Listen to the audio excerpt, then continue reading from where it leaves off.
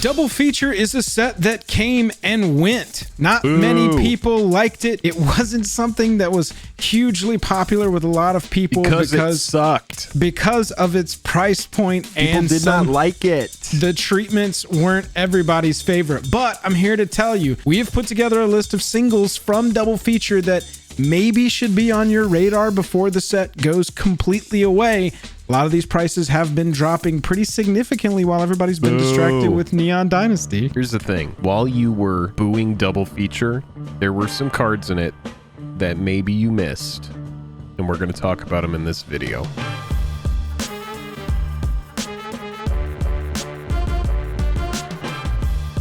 Highest level of gratitude to our patrons who power the channel through Patreon. Check out the Patreon link in the description to learn about monthly giveaways, VIP Discord access, and even our official playmat. Hello and welcome to the day. Thank you for spending your time with us. I'm Jake. I'm Joel. Welcome back to another episode of Jake and Joel Are Magic. Grab your popcorn, jump in the car. Your Raisinets. We're going to the Double Feature. Before we get into our picks, if you would, do us a favor. If you like the video by the end of it, it gives you any value at all, hit that like button, hit that subscribe button. It's super free, and I can't tell you how much it helps us. Or you can hit the dislike button, and it's going to go into oblivion in the ether. No one's ever going to know about it. Sad day. In the spirit of dislikes, let's talk about a set that not a lot of Magic the Gathering players did like. Double Feature. So this came out, it has alternate versions of cards, but it's really not alternate versions of cards. It's just kind of like this blacked out black and white version of the card, and then there's a border depending on the color identity of the card. For me, any deck that's got black in its color identity, some of these aesthetically really fit in well, and there are some wildly playable commander cards in the set from Midnight Hunt and Crimson Vow that were chosen for this treatment. Yeah, let's go ahead and talk about the cards from Double Feature that maybe you missed that would be good in Commander if you like them. So let's start with Malevolent Hermit, Jake. This ability to sack it, counter target non-creature spell unless they pay 3, and then it comes back as a spirit that just straight up says non-creature spells you control can't be countered. This is a really playable commander deck, and in like a blue-black deck, this could be a card that you really want. Yeah, pretty sweet card, and again, picking this for the aesthetic. There's other versions of this card that exist, but this one is just floating around out there, and like Joel was talking about earlier, we have a ton of other MTG products to focus on, and this is not really at the forefront of anybody's mind right now, except for ours in this video, and yours if you're watching it. Here's Infernal Grasp. 1 black, 1 other. Destroy target creature, you lose 2 life. So just straight up destroy target creature. Not non-black creature, not non-artifact creature. All at the cost of 2 life. And it's not mana restrictive at all. It's just 1 black pip. Pretty sweet. Premium removal interaction spell that was in this set. Jake, this is one of the most expensive cards that was in Midnight Hunt, now in Double Feature in its own treatment, and that's Meat Hook Massacre. This card is multi-format, all-star. It has been fantastic in Commander for me. I've played with it. I've played against it. Removal spell that's also an Aristocrats piece. Very powerful deck. Meat Hook Massacre is going to be a good card for a long time. It's the flagship card of that set, essentially. Really? Yeah, it's the absolutely. Best card. Enchantment. Can't say enough good about it. Next, we have Morbid Opportunist. For 1 black and 2 other, a 1/3. Human Rogue. Whenever 1 or more other creatures die, draw a card. This ability triggers only once each turn, and keep in mind, in Commander, each turn can happen a lot as we pass the opponents. So, yeah, pretty sweet card here. Draw, velocity. Can't go wrong with it. This is another card that I've played with recently in an Aristocrats build, and like Jake said, I was definitely drawing cards on my turn when my creatures die, but on your opponent's turn, if any of their creatures die, or your creatures die on their turn, because it just sees any creature. I love Morbid Opportunist as a budget piece, budget card draw in a deck where a lot of creatures are already going to be dying, and obviously your opponent's creatures are going to be dying as well.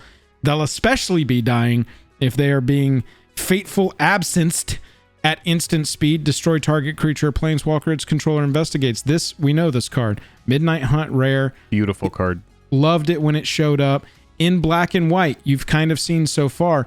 The blue looks good in the black and white, but the white cards and the black cards especially in this treatment, that's really where I lean with a lot of my desire in this set. Yeah, it's such a good removal spell. Destroy target creature or planeswalker for 1 white and 1 other.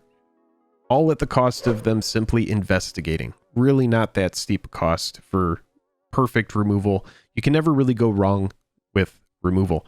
Next, we have a big beefy enchantment, 4 green and 1 other, so pretty restrictive to green. You might get away with this in a 2-color deck unless you have a lot of fixing.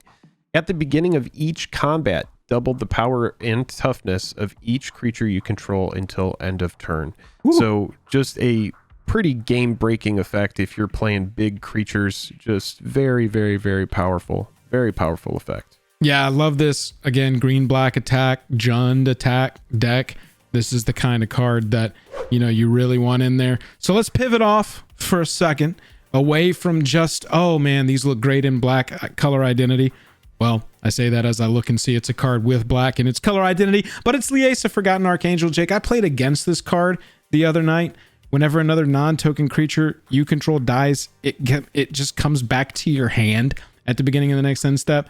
And then if a creature an opponent controls would die, exile it instead. This cuts off die triggers. This shuts, and I know this firsthand, this shuts down an Aristocrat strategy because none of your stuff is being considered dying. It's all being considered exiling instead. You're not getting your triggers. They're getting their creatures back. And the Aristocrats player, me, is sitting there going, guys, we really should deal with that Liesa, Forgotten Archangel. Don't you think it's really shutting us down? It is a nightmare. It is a nightmare for sacrifice and graveyard matters strategies. Very cool card. And in this aesthetic, it really is neat. The black and gold, it's pretty cool. The text box with that black with the white text is really cool as well. It's just a neat aesthetic. And this can be your commander. So you could maybe get, you know, the extended version or the regular art version, or if this one really speaks to you, this could be great at the helm of your deck. Yeah, absolutely. Here's another one. Same thing. Sigarda, Champion of Light. This one actually is not in the black color identity. I wanted to include some of these on the list that specifically weren't, you know, mono white or black cards because we know that those look pretty good in this treatment. But this Sigarda, Champion of Light, you want an angel at the beginning, at the head of your humans deck? I mean, this is a variant of a commander that not a lot of people are going to have. Yeah, that's a good way to look at it. There are a lot of products again, and you know, this is just one that wasn't really received well. So there is the chance that it is way, way underbought, and a bunch of these cards are scarce. So there might be a chance now to like get in early if you think this is something you want to play. Not saying to go out and buy everything from this set. I'm sure that this set had a big print run. I'm sure that WOTC wanted it to be more successful than it was. But again, you really do have to pick and choose these days where you spend your money. But very, very cool variant as well here on the Sigarda. Next up is Pithing Needle, and this is a card that really doesn't need a lot of breakdown, but we can take a look at this border. It's interesting. This is like a black and silver Pithing Needle right here. Just this specific treatment is pretty cool. Is Pithing Needle your card that you go to in the sideboard all the time to shut down the big pesky decks at the Modern Tournament? Maybe this is a variant that you want to pick up. Again, pretty cheap here. I think this card is at like around $1, something like that right now. Yeah, Jake's point about how underbuy could mean scarce and thus more expensive. We are mostly talking about non-foils on these.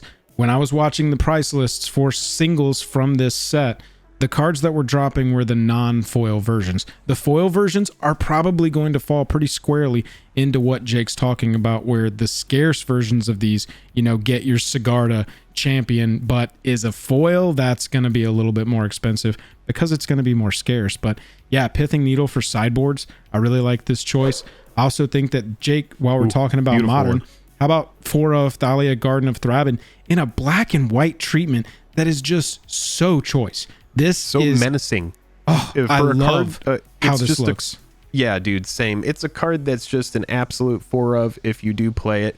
If you're playing like a modern humans or something like that, that non-creature spells cost 1 more to cast is such a thorn in the side of many decks. This card, when it's slammed down early and you're playing against it, you just feel the oppression from it. And yeah, this cool, like, menacing kind of like black and white, like kind of like ghostly looking. Oh god, there's that Thalia that's about to break my deck in half again. Pretty cool card. I like it. Yeah, me too.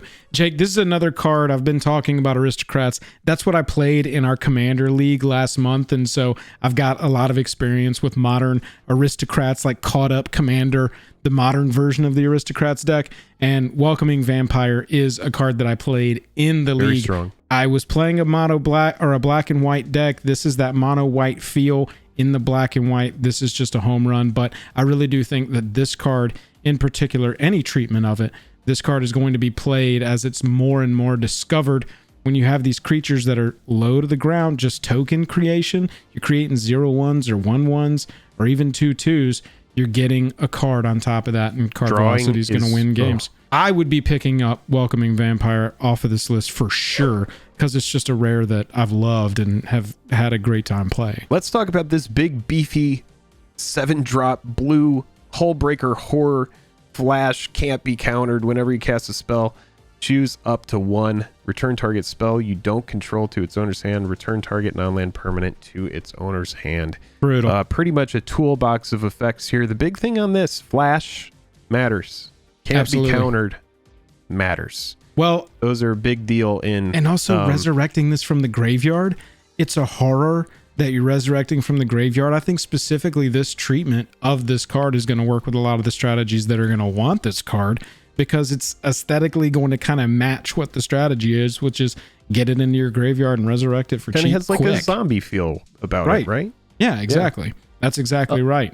Another one that's in the blue color identity, Commander All-Star. I mean, this is counter target spell that wasn't cast from its owner's hand. Hello, Command Zone. Hello, Wash Away. This, again, wildly playable commander cards that in this treatment make it worth maybe looking for a cheap copy of. I think that they're really good. Yeah, next, Hero's Downfall, 2 black, 1 other, destroy target creature or planeswalker. This is a card that was actually downshifted in rarity. It used to be rare and is now uncommon. And that just kind of speaks to like the power creep of MTG, but if you do like this card, this is a very nice budget card in a lot of lists. It really does speak to how far we've come that we have an instant speed destroy target creature or planeswalker for 2 black and 1 other that's just an absolute budget inclusion, and will probably get cut in most lists, but it's a great card to pick up, especially if you like this version. Remember how excited we were when a card that said destroy target planeswalker was being printed at instant speed, so that Dude, we could originally just deal with it that? was Dreadbore, and it was red-black sorcery speed. Exactly. So it was color restrictive. It was a sorcery. It was a rare. Right. Dude, it's crazy, man. Crazy. When you're seeing in this list, there's a lot of interaction cards, a lot of removal spells, counter spells. That's the kind of stuff that we're liking from this set. Again, especially if you've got black in the commander's color identity. Jake, here's a commander with black in its color identity, black-blue to be specific, and Toxrill the Corrosive has been a commander that a lot of people have been talking about. This is one of the few unique versions of this that you can pick up right now because it's fairly new. But if I personally was going to build a Toxrill deck right now, this is the one that I would go for because I think it looks the coolest for a creature with creature type slug horror. That's kind of like where I'm at too. It's just kind of like a really good version of this commander. It's kind of going to turn heads, you know? If people like to see cool, like different kinds of versions of cards, there's not a big price difference between this and the regular version right now. Yeah, that's right. And let's talk about a card that is like possibly one of the best commander cards printed in recent time. Vanquish the Horde. 2 white, 6 other, Blasphemous Act should come to mind. This spell costs 1 less to cast for each creature on the battlefield. Destroy all creatures just straight up. In most pods, you're going to be casting this for 2. And then you're able to rebuild your board with all that extra mana, because typically after a Wrath effect, you're spending 4 mana or 5 mana. In this instance, most likely you're going to be spending 2. Very strong card. Ever since this came out, I've seen it cast against me 2 and maybe 3 times, but every single time it was cast, just like Jake and I said in the very first video that we ever covered Vanquish the Horde, it was only cast for 2 mana because the person casting it goes, I see at least 6 creatures on the battlefield, so 2 white for Vanquish the Horde. And every single time they're able to cast more stuff after the board wipe, which is the only way, in my opinion, strategic way to cast board wipes. Unless you're just in the worst situation imaginable, you need to cast the board wipe and then immediately start reestablishing your board presence, or what are you doing? You're giving everybody else a turn before you do anything else.